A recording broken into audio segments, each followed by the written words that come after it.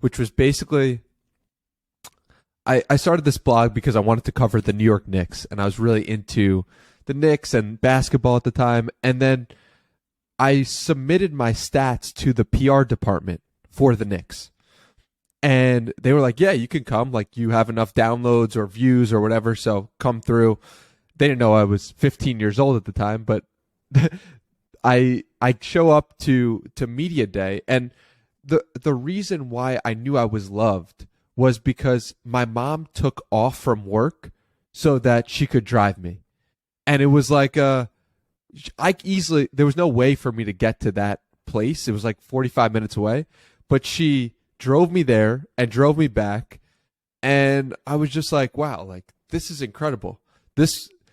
And I felt that throughout my childhood. You know, my dad went to a bunch of Little League baseball games and would always show up and would talk to me about my stats in the games and what was going on. And I feel very, very blessed that I always felt loved since I was a young kid. That's good. Yeah. I think one of the big things is just helping them feel loved regardless of if it's a big loss or a big win. You know, either one, like, you can show an immense amount of love. You just tune it to the situation. Yeah, absolutely.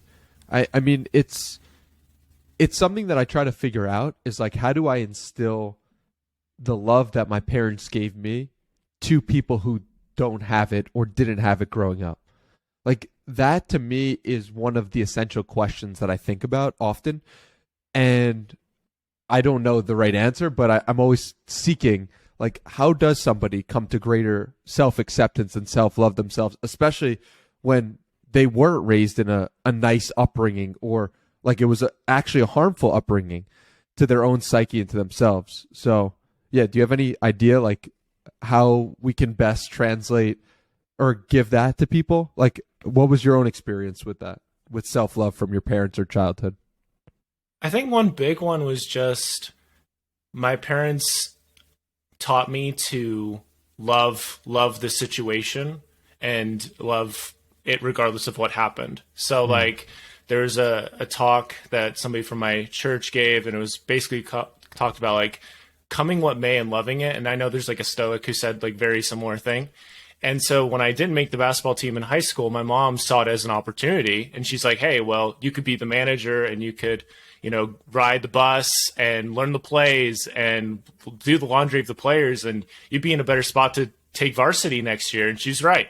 I didn't take varsity that year or the next year, but I still was the manager, and she really helped me see it that way. So I think really listening to it. But I think the biggest one, and I'm going to be talking about this in my book coming out at the end of the year, is when end of the month, was in 8th grade. I was really frustrated with just life in general. Just felt like I wasn't making progress, which is like 8th grade. That's easy to feel like that.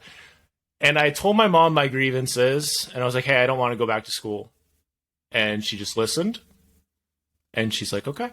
And, you know, the next week I was homeschooled, and we built a schedule. We went all in, and I wasn't reading Grapes of Wrath or any garbage books like that. I was reading Magic of Thinking Big, all these other ones. So those are two, but there's definitely more. And especially right now, like, I do these Fatherly Friday calls with my dad recently, and we just chatted up about something we learned and something we appreciated from the week, or something we enjoyed from the week, because he's been a good example of that to me. And he just said, he told me, he's like, hey, I like this podcast episode you did. So, yeah.